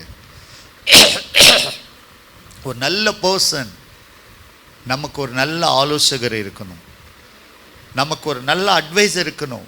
யார் இதை போல் ஒரு நல்ல ஆவிக்குரிய மனுஷனை நாம் ஏற்றுக்கொள்கிறோம், நம்ம ஊழியம் சிறப்பான முறையில் செய்ய முடியும். எப்போ இந்த ஆட்கள் இல்லைன்னா நம்ம ஊழியம் சரியான முறையில் போவாது. குற்றம் தவறு எல்லார் இடத்துல இருக்குது. குற்றம் தேவையில்லை, நல்லதை எடுத்துக்கணும், நல்ல காரியத்தை எடுத்து ஊழியத்தை செய்யணும். இப்போ நல்ல ஆவிக்குரிய அட்வைசர் உங்களுக்கு ஒரு பர்சன் இருக்கணும். உங்களை காட்டில நல்ல ஜெபிக்கிறவங்களாக இருக்கணும், உங்களை காட்டில ஆவிக்குரிய அனுபவமாக இருக்கணும், உங்களை காட்டிலோ கர்த்தருடைய சத்தியத்தில் நல்ல வெளிப்பாடு உள்ளவங்களாக இருக்கணும். அந்த மாதிரி ஒரு தேவ மனுஷரே உங்களுக்கு ஒரு ஆவிக்குரிய தகப்பனாக, ஆவிக்குரிய ஆலோசகராக நீங்கள் வைக்கணும். இது ஒரு பாஸ்டருக்கு ரொம்ப முக்கியமானது. அடுத்த காரியம் என்னன்னா, ஒரு நம்முடைய வாழ்க்கையில் நாம் ஒரு காரியம் சிந்திச்சு பார்க்கணும். நம்ம எல்லாம் பாஸ்டர்ஸ் குட் நைஸ், ஆனால் நமக்கு ஆண்டவர் எவ்வளோ போஷித்து சபையோ ஊழியம் எல்லாம் கொடுக்குறாரு. ஆனால் நம்ம ஆஃபரிங், நம்முடைய சபையிலே நமக்கு வருகிற தசம பாகத்தில் நம்ம காணிக்க கொடுக்குறோங்களா? தசம பாகம் கொடுக்குறோங்களா? நம்ம யோசிச்சு பார்க்குறீங்களா? சர்ச் மக்களுக்கு பிரசங்கம் பண்ணுறல்ல, தசம்பாகம் கொடு, 10ல் 1 பங்கு கொடு, உன் பர்த்டேக்கு காணிக்க கொடு, வீட்டு திறப்பு விழா காணிக்க கொடு, உன் மகனுடைய கல்யாணத்துக்கு காணிக்க கொடு, எல்லாத்துக்கும் நம்ம காணிக்க வாங்குறோங்கோ. கர்த்தர் ஆசீர்வதிப்பார். ஆமாம், ஆனால் பாஸ்டான நீங்கோ உங்களுக்கு வந்த வருமானத்தில் தசம பாகம் கொடுக்குறீங்களா? உங்களுடைய ஆவிக்குரிய தலைவன், ஆவிக்குரிய உங்கள் பாஸ்டரு, இல்லை உங்களை ஆவிக்குரிய ஒரு நல்ல லீடரை வச்சிருக்கிற அந்த பர்சனுக்கு உங்கள் காணிக்கல தசம்பாக செலுத்திருக்கிறீங்களா? அப்போ எப்படி நம்ம ஊழியம் வளரும்? அப்போ எப்படி நம்மை கர்த்தர் பண பொருளாதாரத்தில் நம்மளை உயர்த்துவார்? நாம் பாஸ்டர் தான், எஸ் உண்மை, மக்களும் கொடுத்த உண்மை. ஆனால் உனக்கு கொடுக்கப்பட்ட வருமானத்தில் நீர் கர்த்தருக்கு கொடுக்குறீங்களா? See, today, இன்றைக்கு உங்களுடைய சில செயல்களை மாற்றணும். நீங்கள் மாறணும். நீங்கள் சில காரியங்களை மாறினா உங்கள் சபைகள் எல்லாம் இன்னும் நல்ல உயர்ந்த இடத்துல வளரும். நீங்கள் செயல்பட்டால் உங்கள் சபை வளரும். சார், வெளிநாடு ஊழியங்கள் எல்லாம் போய் பார்த்தா இதெல்லாம் பாத்ரூமோட லெவல் கூட இல்லை சார். இந்த இடம் அங்கெல்லாம் கார் பார்க்கிங் கூட பத்தாது இந்த இடத்துல எல்லாம். ஏன்னு கேட்டால் ஒரு சபை அந்த அளவுக்கு வளர்ந்து இருக்குதுன்னா காரணம் யாருன்னா அந்த சபையின் போதகர் தான் அது காரணம். அந்த மனுஷன் ராவும் பகலும் ஆண்டவரிடத்துல ஜெபிச்சு தேவனிடத்துல மன்றாடி அழுகுறாங்க உட்காந்து. இன்னைக்கு சபை மக்களுக்காக நாம் ஜெபிக்கிறோங்களா? நம்ம வார்த்தை கேட்கலன்னா சாபம் கொடுத்து அனுப்புறோம். நீ உருப்படவே மாட்டே, பிசாசே, ஊரெல்லாம் சுத்தி வா இங்கே என்கிட்ட. மந்திரக்காரனா நீ ஒரு சபையின் மக்களுக்கு ஒரு தகப்பன், நீ யுவர் ஒரு ஃபாதர்.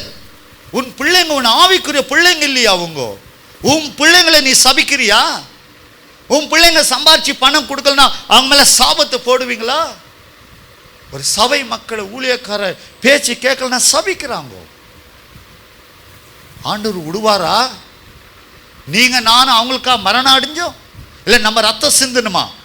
இல்லை அவங்களுடைய பாவங்களை நம்ம சுமந்துமா?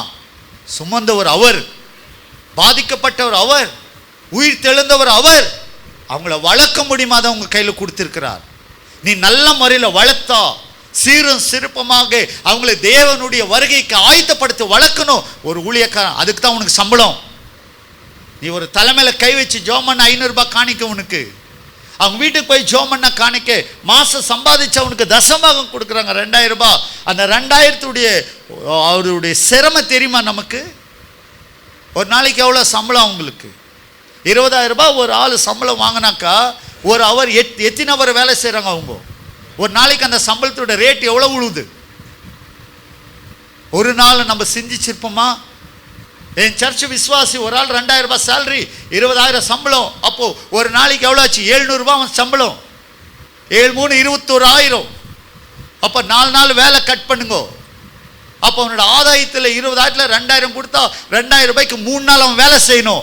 3 நாளுடைய சம்பளத்தை அவனுடைய ஒர்க் பண்ண 8 மணி நேரம் வேலை செய்து 2 ஹவர் டிராவலிங் பண்ண காசு உங்களுக்கு எத்தனை கொடுக்குறான்? 2000 ரூபாய் தசம்பாகும். அந்த பணத்துடைய மதிப்பு ஒரு நாள் நம்ம யோசிச்சிருப்போங்களா? 2000 ரூபாய்க்கு 3 நாள் வேலை செய்தாங்க அவங்க. அந்த 3 நாள் 8 மணி நேரம் டிராவலிங், 2 மணி நேரம் 10 மணி நேரம். அப்போ 30 மணி நேரம் வேலை செய்த 2000 உனக்கு காணிக்க கொடுத்தாங்களே. அட்லீஸ்ட் 1 மணி நேரம் அவங்களுக்கு ஜோம் பண்ணி இருப்பாங்களா? எங்க போயிட்டு இருக்கிறோம் நம்ம? எந்த இடத்துல நம்முடைய சபை நடந்துட்டு இருக்குது? வெரி டிஃபிகல்ட், ரொம்ப டிஃபிகல்ட்.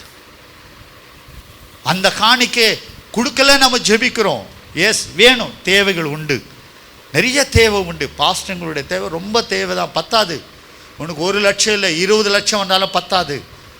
உன் தேவைகள் உண்டு. ஆனால் அந்த தேவைகள் சம்பாதிச்ச மக்கள் உங்களுக்கு கொடுத்து அவங்களுக்கு ஆசீர்வாதம்னு வாங்கும்போது நாம் அதில் தசம பாகம் எடுத்து ஊழியக்காரன் கொடுத்தா அந்த சபை, அந்த விசுவாசிங்கோ பல மடங்கு உயர்ந்து வருவார்கள். அந்த சபை மக்கள் வளருவாங்க. சர்ச் வளர சீக்கிரட் என்ன தெரியுமா? ஃபைனான்ஸில் ஒரு சபை வளரணுன்னா அந்த பாஸ்டருடைய ஆதாயத்தில் தசம பாகத்தை எடுத்து கொடுக்கணும். மன்னிக்கணும். இன்னைக்கு இந்த வயிற்றுக்கு எத்தினி எவ்வளோ கொட்டினாலும் பத்த மாட்டேங்குது. என்ன கொடுத்தாலும் பத்தலை. என்ன தான் கொடுக்குறது? அப்போ அவன் தான் செத்து பணத்தோடு விற்று 2 கிட்னியை தான் விற்று கொடுக்கணும், அதுவும் பத்தாது இல்லை? ஊழியக்காரனா இருக்கிறவங்க நம்ம life, your preacher very nice, but நீ ஒரு நல்ல போதகனாக இருக்கணும், நீ நல்ல காரியங்களை செயல்படுத்துவனாக இருக்கணும். நீங்கள் அதுதான் ஆண்டவர் எதிர்பார்க்கிறார். ஒரு ஆவிக்குரிய உங்களுக்கு ஒரு அட்வைசர். நீங்கள் தவறு பண்ணதுமே உங்களை ஃபோன் பண்ணி உங்களை திட்டினோம் ஒரு பாஸ்டர், நாம் திட்டுறோம். ஃபேஸ்புக்கில் நீங்கள் எல்லாம் மாட்டிக்குதுங்கோ.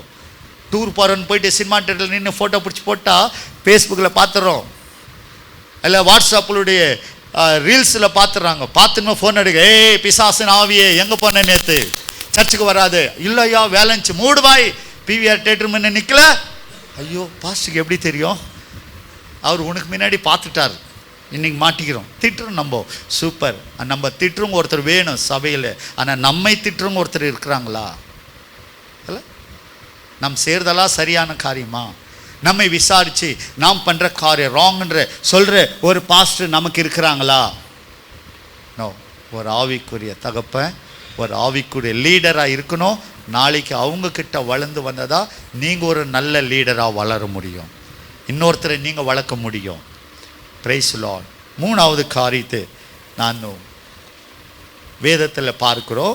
3வது விஷயம் மத்தேயு சுவிசேஷம் 25வது அதிகாரத்தில் 23வது வசனம்.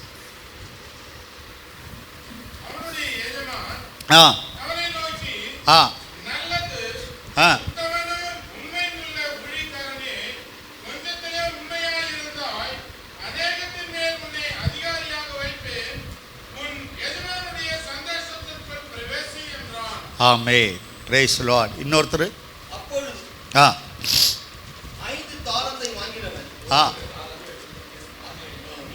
வாசுங்க.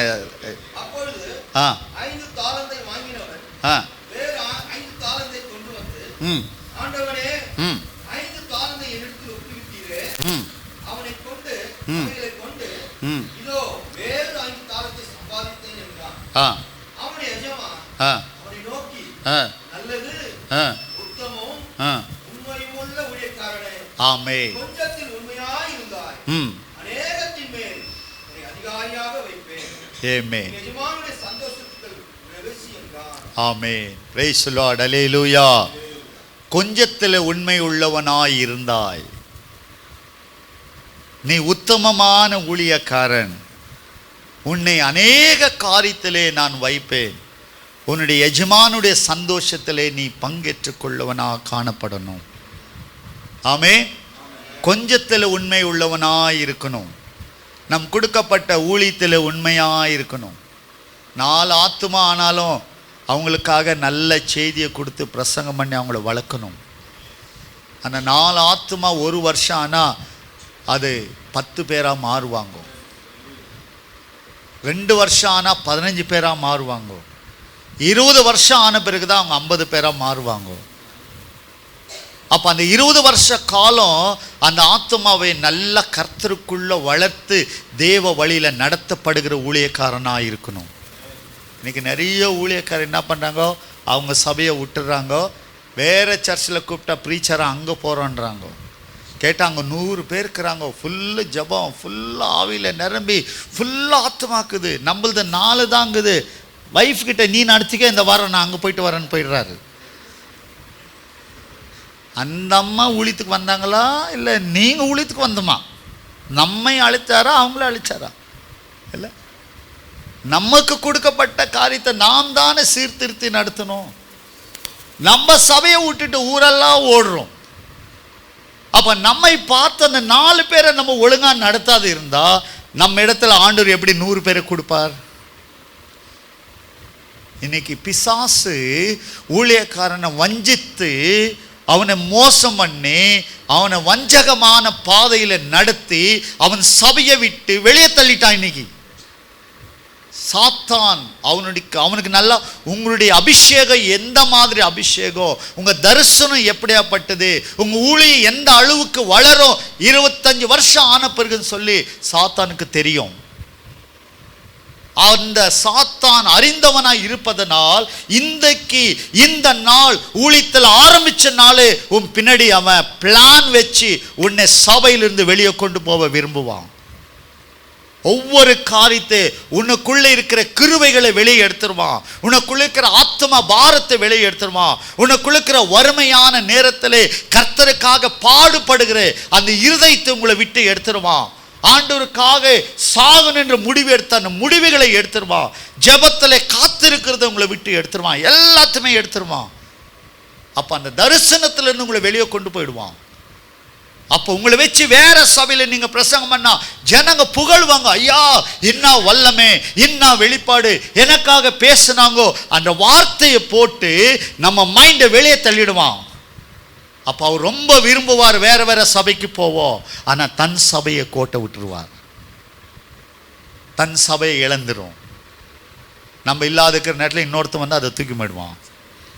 ஏன்னா அவங்க காத்துங்கிறாங்கோ, எங்கள் பாஸ்டர் என் வீட்டுக்கு வரணும், பாஸ்டர் எனக்காக ஜெபிக்கணும், என்னுடைய ப்ராப்ளம் பாஸ்டர்கிட்ட நான் போகணும், எனக்கு ஆண்டவரோட ஆலோசனை கொடுப்பாருன்னு அவங்க வெயிட் பண்ணுறாங்கோ. பாஸ்டர் அங்கே இல்லை. கேட்டால் பாஸ்டர் பிஸியாக்குறார், ஆள் இல்லை, வெளியேக்கிறார். அப்போ அந்த ஆத்துமா என்ன பண்ணுதுன்னா தன்னைக்கு அனுகூலமான இடத்தை தேடி போயிடும். அடுத்ததாக பாஸ்டருடைய சபையில் ஆத்துமா இல்லை. இன்றைக்கு 90% ஊழியங்கள் சீர்கெட்டு போக இதுதான் காரணம். நம்ம சபை நல்லா வளர்ந்து ஒரு நிலைமைக்கு நிற்கிற வெளியும் எந்த சர்ச்சுக்கு நம்ம போகக்கூடாது. சண்டே இது ஒரு முடிவு எடுக்கணும் ஒரு பாஸ்டர் வாழ்க்கையில். நம்ம சபை வளரணும். உங்களுக்கு 1000 ஆர்கனைசேஷன் சப்போர்ட் பண்ணலாம், ஆனால் அவங்க இன்னைக்கு 5000 ரூபாய் 90, 91, 92 200 ரூபாய் கொடுப்பாங்க ஒரு ஸ்தாபனம். 200 rupees ஐயா பத்தலைன்னா நான் உனக்கு காசு கொடுக்கல, தேவையான வாங்கிக்கலன்னா விட்டு போன்னுவாங்க. அந்த 200 ரூபாய் வச்சு ஊழியத்தை செய்ய முடியாது. வீட்டு வாடகை 200 ரூபாய் கட்ட முடியாது. ஆனால் கர்த்தருக்காக நிற்கணுன்ற ஒரு நோக்கம். இன்னைக்கு ஒரு ஸ்தாபனம் 4000 ரூபாய்க்கு மேலே கொடுக்காது. இன்னைக்கு சேலரி 4-5000 ரூபாய்க்கு நீ வாங்கினா ஒரு நாளைக்கு பெங்களூர் சுற்றி வரத்துக்கு அந்த காசு காலி ஆகிடும். அப்போ உன் சபை தான் வளரணும். உன் சபை வளர்ந்து உன்னை போஷிக்கிற அளவுக்கு உன் சபையை நீங்கள் வளர்க்கணும். அப்போ தான் உங்கள் ஊழியத்தில் உங்களுக்கு திருப்தி, சந்தோஷம். வேற ஆள் 10 லட்சம் உனக்கு கொடுத்தாலும் சந்தோஷம் வராது. நீங்கள் வளர்த்த விசுவாசி நாளைக்கு 1000 ரூபாய் கொடுத்தா அதை பார்க்கும்போது உங்கள் கண்ணில் தண்ணி வரணும். ஏன்னா ஒரு நாள் அவர் 5 ரூபாய் கொடுத்தவர். அதுதான் ஒரு ஊழியக்காரன் அழகு. தன் சபையிலே தான் உண்மை உள்ளவனாக இருந்து அந்த சபையை வளர்க்கணும். அவங்க 4 பேரை வளர்க்கணும். நீங்கள் போராடணும், அவங்களுக்காக ஜெபிக்கணும். யாபேஸ் ஜெபித்தார், கண்ணீர் விட்டு கர்த்தாவே என்னை ஆசீர்வதி, என் எல்லைகளை விசாலமாக்கணும்னு அழுந்து ஜெபம் பண்ணார், புலம்பினார். கர்த்தர் அந்த ஜெபத்தை கேட்டு அவரை மாற்றினார். இன்னைக்கு நீங்கள் அழுவுனா அந்த அழுவு ஆண்டவர்கிட்ட, என் சபையை விருத்தி அடையணும், என் சபைக்கு நல்ல ஜனங்க வேணும், என் சபையை பாதுகாக்கிற மாதிரி ஆத்துமக்களை தாரு, எனக்கு என் சபை வளரணும், சபைக்காக ஜீவனை கொடுக்கிறவனா மாறணும் ஒரு ஊழியக்காரன்.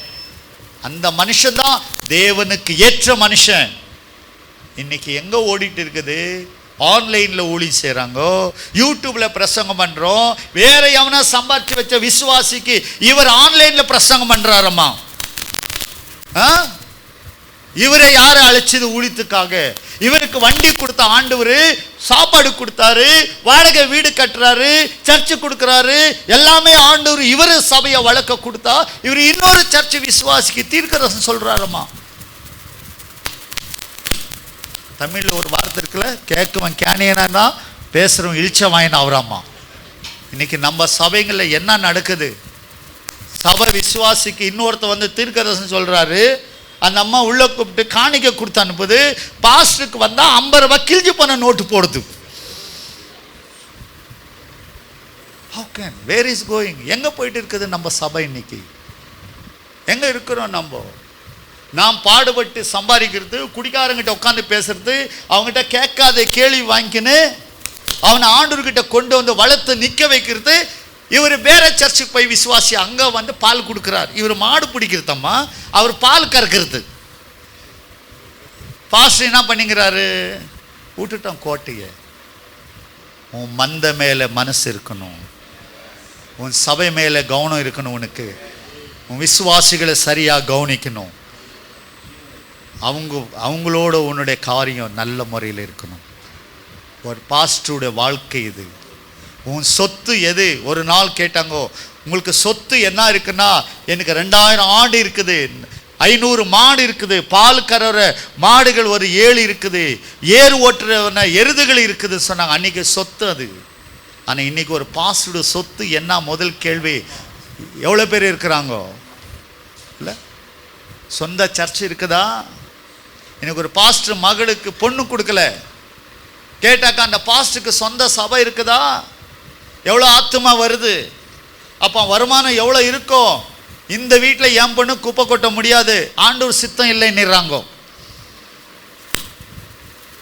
ஒரு பாஸ்டர் மகளை கல்யாணம் பண்ண ரெடி இல்லை, கல்யாணம் பண்ண கேட்குறார். பாஸ்டர் சொந்த சர்ச்சா? எவ்வளோ பேர் வருவாங்க? மகனே, லாபான் வீட்டில் யாக்கோபு தங்கன மாதிரி போயிடு, உள்ளோ செட்டில் ஆகிடு, அங்கேயே மச்சானை துரத்திட்டு நீ உக்காந்துக்க சர்ச் பாஸ்டரா? So very bad. ரொம்ப அசிங்கமான காரியங்கள் இன்றைக்கி நடக்குது. ஒரு ஊழியக்காரோட வாழ்க்கை எங்கே இருக்குது? ஒரு பாஸ்டர் மகளை கல்யாணம் பண்ண என் குடும்பத்துக்கு ஆசீர்வாதம், என் ஊழியத்துக்கு அவள் கைப்பிடிச்சு நடத்துவா, நான் கட்டின சபையை என் மருமகளை என் மகனை நாளைக்கு இது முன்னேற்றமிக்க கொண்டு வருவாங்கன்ற எண்ணத்தோடு இன்றைக்கி கல்யாணம் பண்ணுற பாஸ்டர்கள் இல்லை. எல்லாம் அவங்களே பண்ணுறாங்களா? எங்கள் சர்ச்சு நாங்கள் ஒரு 2000 பேர் இருக்கிறோம், எங்களுடைய பெரிய சபை, எல்லா சோறு அவங்களே போடுவாங்களா? 2000 பேர் உனக்கு சோறு போட்டு நகை கொடுத்து உன் மகனை காரு கொடுத்து உன் பொண்ணை கொடுத்து அனுப்பணும் இல்லை? என்ன பிஸ்னஸ் நடக்குதா ஊழியத்தில்? ஆண்டவர் ஒரு நாளைக்கு அடிக்கிறாரு, எல்லுமும் தோலமா தொங்கணும். கடைசி நாட்களில் தண்ணி கொடுக்க ஆள் இருக்க மாட்டாங்கோ. இன்னைக்கு நிறைய ஊழியக்காரங்க படாத பாடுபட்டுங்கிறாங்க. ஏன் தெரியுமா? அவங்க ஆட்டம் கம்மியில் ஒரு நாள் கடைசி காலம் வரும்பொழுது அவர் பழி வாங்குவார். அமலேக்கியர்கள் எகிப்தை விட்டு வரும்போது இஸ்ரேலர்களுக்கு விரோதமாக செயல்பட்டாங்கோ. காத்து இருக்கிற ஒரு நாள் உனக்கு விசாரிக்கிறேன்னார். சவுல் ராஜாவான பிறகு சொன்னார், போ, அன்றைக்கு என் ஜனங்களுக்கு கொடுத்த பாடு குறையில்லை, இவங்க இன்னைக்கு ஒருவனை கூட இருக்கக்கூட எல்லாருமே முடிச்சிடுனார். அந்த மனுஷன் தான் அந்த வேலை செய்யலை. கர்த்தர் எல்லாவற்றுமே சகிக்க மாட்டார். நாம் நினைக்கிறோம் நம்ம என்ன செய்தாலும் ஆண்டவர் மன்னிக்கிறார் என்று, அது உன்னுடைய என்னுடைய எண்ணம். அது கர்த்தர் எல்லாவற்றும் சகிக்க மாட்டார். ஒரு நேரம் காத்திருக்கிறதா, அந்த நேரத்தில் அவர் வாங்குறார் அடி.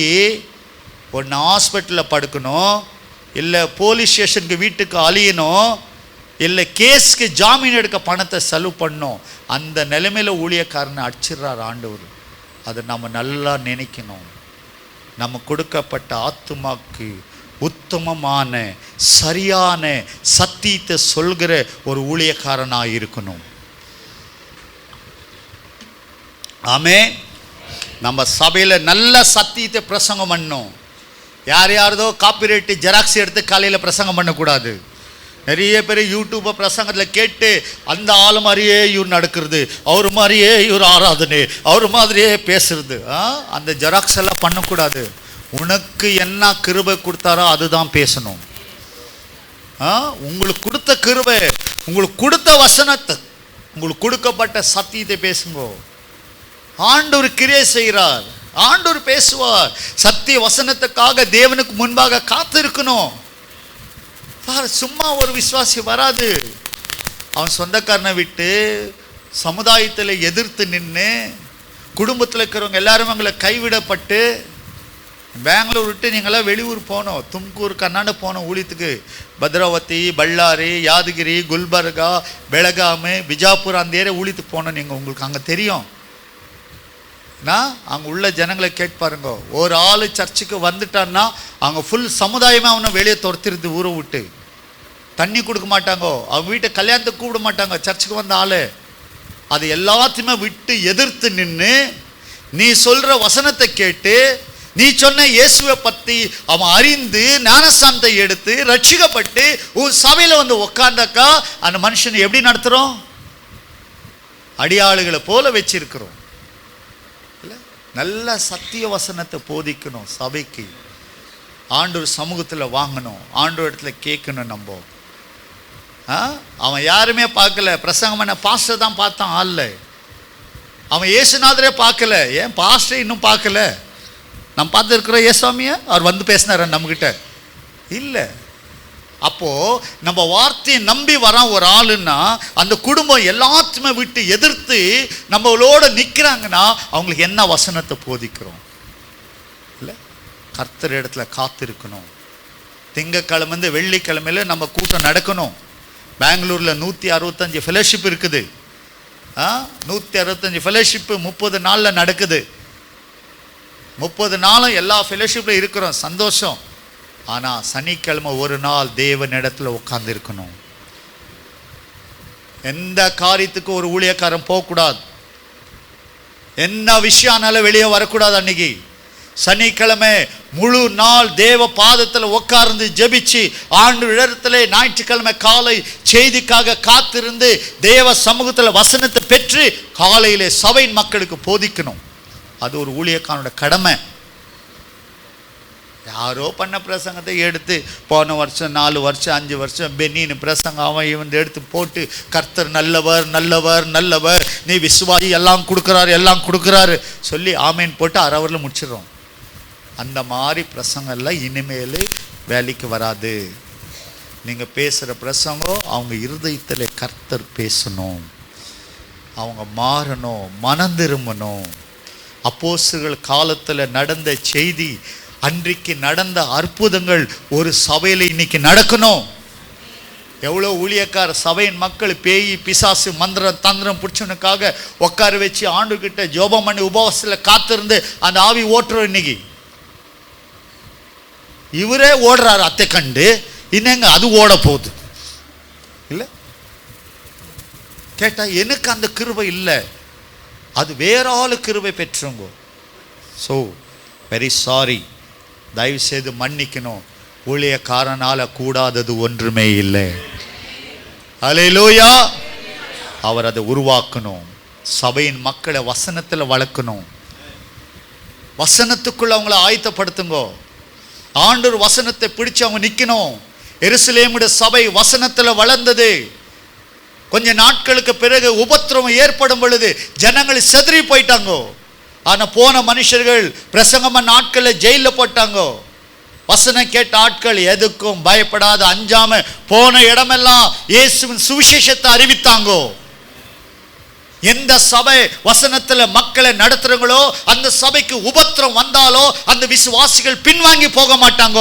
கர்த்தருக்காக உறுதியாக நிற்க முடியும். வசனத்தை போதிக்கணும். சபையில் வசனத்தை ஆயத்தப்படுத்தணும். ஒரு காலம் டிவி கிடையாது, மொபைல் கிடையாது, எது கிடையாது. அன்னைக்கு பாஸ்டர் சொன்னதுதான் மெசேஜ் பர்ஃபெக்ட். ஆனால் இன்னைக்கு சகலமே விசுவாசியோட ஜோபில் உட்காந்துங்குது. எங்க இருக்கிறார் பெனின்? என் பேக்கெட்டில் இருக்கிறார். மோகன்சி எங்கிறார்? என் கீழ் பேக்கெட்டில் உட்காந்துங்கிறார். எங்க பாஸ்டர் எங்க இருக்கிறார்? முன்னாடி நின்னுங்கிறார். நம்ம பேசுகிற பிரசங்கத்தை உட்காந்துங்க அனலைஸ் பண்ணுறாங்க. சரியா ராங்கா? சரியான முறை பேசலன்னா இவர் டிம்மி விடு, கல் அங்கே பார்த்துக்கலாம், வாரங்கள் ஜெபிப்போன்றாங்க. இவங்க அவங்களோட சேர்ந்து எல்லாம் போயிடுது அங்கிக்கே. நோ, ஒரு ஊழியக்காரன் தன் சபையின் மக்களை வசனத்தில் வளர்க்கணும், ஜெபத்தில் வளர்க்கணும். விசுவாசிகளை பாடுகள் துன்பங்கள் பிரச்சனைகள் வருவோம், சபையின் மக்களை கூட்டி சேர்த்து ஜெபம் பண்ண வைக்கணும். இரவு நேரம் ஜெபம் பண்ணணும், பகலில் ஜெபிக்கணும், உபாச ஜெபம் பண்ணணும். வாலிப வயதில் நல்லா பெலனும் புஷ்டியாக இருக்கும்போது உபாச ஜெபத்தில் அவங்கள நடத்தணும். நம்ம இது ஒரு ஊழியக்காரனுடைய கடமை. எப்போ ஜெபமும் வசனமும் இருக்குமோ அந்த விசுவாசிகள் உறுதியாக வளர முடியும். ஒரு நாள் உங்கள் அப்பா எங்கள் அப்பா எப்படி வளர்ந்தாங்கோ? அன்றைக்கி எந்த ஆன்லைன் மெசேஜ் இருந்தது? அன்றைக்கி எங்கே பைபிள் இருந்தது? எங்கே சர்ச் இருந்தது? அன்றைக்கி பஸ்ஸுக்கு காசு இல்லாத நடந்து போவாங்கோ. பஸ்ஸு கொடுக்குற 50 பைசா நடந்துட்டு போயிட்டு காணிக்க போட்ட காலம் இன்னைக்கு. அவங்க பிள்ளைங்களா இருக்கு, இன்னைக்கு நாம் ஊழியத்தில் உட்காந்து இருக்கிறோம். அப்போ நம்ம விசுவாசி எப்படி வளரணும்? எப்படி வளர்த்து இருக்கிறீங்க? உன் சபைக்காக எவ்வளோ நாள் உபாசம் இருந்து ஜெபம் பண்ணியிருப்ப? உன் விசுவாசிகளை எவ்வளோ ஜெபத்தில் நடத்திருப்பீங்க? கடைசியா ஆண்டவர் வருகைக்கு ஜனங்களை ஆயத்தப்படுத்தணும்.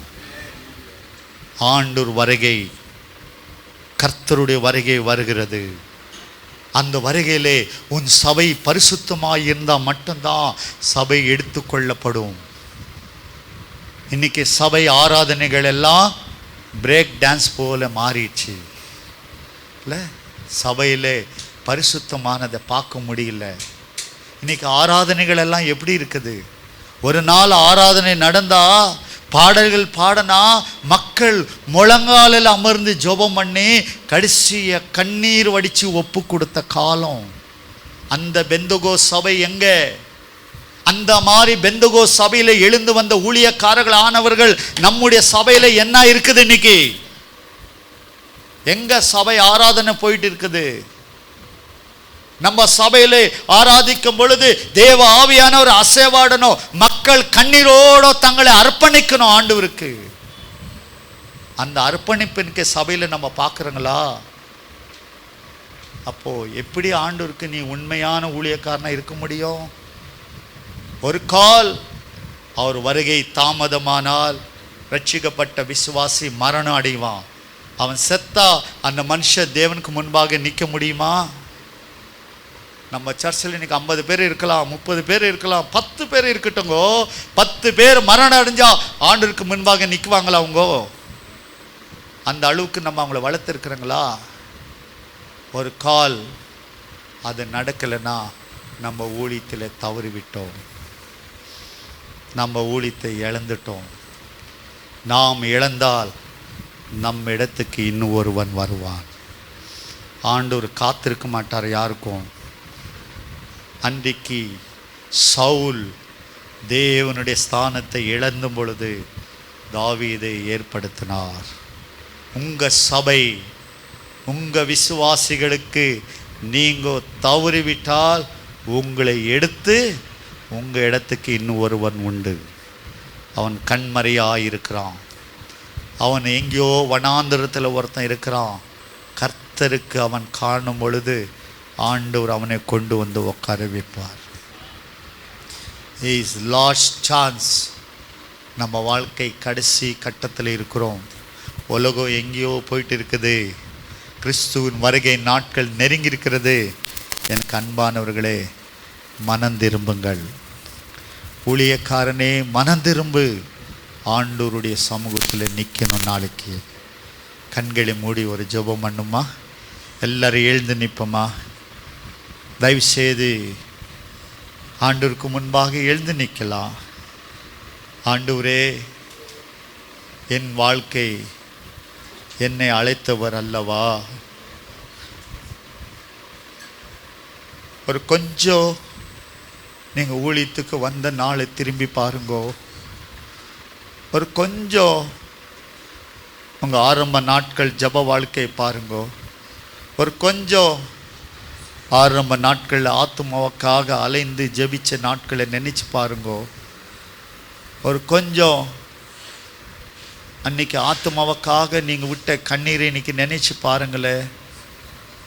அன்றைக்கி இருந்த வாழ்க்கை இன்றைக்கி இருக்குதா? வெளிப்படுத்தல் ஆண்டு சொல்கிறார், அந்த சபைகளை 7 சபைகளை ஒரு சபையை பார்த்து, நான் உன்மேலே குற்றம் சுமக்க முடியுமா இருக்கிறேன். நீ ஆதியிலே என் மேலே வைத்த அன்பு இழந்து விட்டாய். இன்னைக்கு ஆதியில் இருந்த அன்பு உங்ககிட்ட இல்லை. ஒரு நாள் நீ ஊழியத்துக்கு வந்த நாட்களில் உனக்கு இருந்த தரிசனம், உனக்கு இருந்த வாஞ்சி, உனக்கு இருந்த தாகம், உன்னிடத்தில் இருந்த பரிசுத்தம், உன்னிடத்தில் இருந்த கர்த்தருடைய பயம் இன்னைக்கு இருக்குமா? இன்றைக்கு எங்கே இருக்கிறோம் நம்ம? எனக்கு அன்பானவர்களே, சில காரியத்தை உன்னுடைய தனிப்பட்ட வாழ்க்கையில் மனம் திரும்புங்கள். ஆண்டவர் வருவார். ஒரு கால ஆண்டவர் வருகிறது தாமதமானால் நாம் மரணத்தை சந்திப்போம். இன்றைக்கு நிறைய ஊழியக்காரர்கள் காணாமல் போய்விட்டார். ஒவ்வொரு நாளும் ஊழியக்காரர்கள் காணாமல் மரணத்தை சந்தித்து பூமியை விட்டு போய் கொண்டிருக்கிறாங்கோ. இன்றைக்கு உங்களை குறித்து யோசித்து பாருங்களேன். கர்த்தரோடு உங்கள் தனிப்பட்ட வாழ்க்கை ஒரு நல் மனசாட்சியாக, தேவனுக்கு முன்பாக ஒரு உத்தமமான மனுஷனாக நம்முடைய வாழ்க்கை நடந்து கொண்டு இருப்பதா? நமக்கு ஒரு நல்ல ஆவிக்குரிய தகப்பன் இருக்கிறாரா? ஆவிக்குரிய நண்பன் இருக்கிறாங்களா? ஒரு ஆவியிலே நடத்துகிற ஊழியக்காரன் இருக்கிறாங்களா? நம்ம ஆவிக்குரிய மனுஷனுக்கு நம்ம ஆதாயத்தில் தசமபாகம் கொடுக்குறங்களா? சபையின் மக்களை பார்த்து சொல்கிறீங்களே, கர்த்தர் ஆசீர்வதிப்பார், தசமபாகம் கொடு, கர்த்தர் ஆசீர்வதிப்பார் கொடுன்னு சொல்கிறீங்களே, நாம் கொடுக்குறங்களா? நம்ம சபை ஆண்டிற்கு முன்பாக உண்மையாக நம்ம நடத்துகிறங்களா? நீ எவ்வளோ ஆண்டவருக்கு உண்மையாக இருக்கிற? உண்மையாக ஊழியம் செய்கிறீங்களா? ஊழியம் இல்லாமல் வாழ்கிறீங்களா? உங்கள் ஊழியத்தை கோட்டை விட்டீங்களா? உனக்கு இருந்த ஆத்து மக்களை கைவிட்டு போயிட்டாங்களே, நீங்கள் எப்படி இருக்கிறீங்க நினச்சி பார்க்குறீங்களா? எல்லாவற்றும் ஒரு நாள் கர்த்தருக்கு கணக்கு கொடுக்கணும். தாவீது பாவம் செய்து விழுந்து விட்டார். அந்த விழுந்த தாவீது சொன்னார், ஆண்டவரே என்னை மன்னியும், நான் பாவியான, என்னை மன்னிச்சு மீண்டும் என்னை எடுத்து நிற்க வை. ஆண்டவர் மீண்டும் அவரை எடுத்து நிற்க வச்சார். இன்றைக்கி உங்கள் வாழ்க்கையில் கூட உங்கள் தனிப்பட்ட லைஃப் இது ஒரு ஊழியக்காரனுடைய குணாதிசயம். நான் பேசின காரியம் ஒரு குணாதிசயம். கர்த்தரோடு நம்முடைய உறவு வாழ்க்கை, நம்ம சபை தவறி இருப்போம். மனிதனுடைய இயல்பு தவறி போகிறது. ஆனால் அந்த மனுஷன் மனம் திரும்பணும், அங்கேயே இருக்கக்கூடாது, எழுந்து வெளியே வரணும். உன் இடத்தை விட்டு எழுந்து வெளியே வா. ஒரு நல்ல ஆவிக்குரிய தகப்பனே, ஆவிக்குரிய மனுஷனை சம்பாதி. ஒரு நல்ல ஜெபிக்கிற மனுஷனை நீ சம்பாதி. ஊழியத்தில் வர பாடுகளை எதிர்க்க முடியாத சூழ்நிலை வரும்போது உனக்காக ஜெபிக்கிற ஆட்களை நீங்கள் ஆயத்தப்படுத்துங்கோ. ஒப்பு கொடுப்போம்.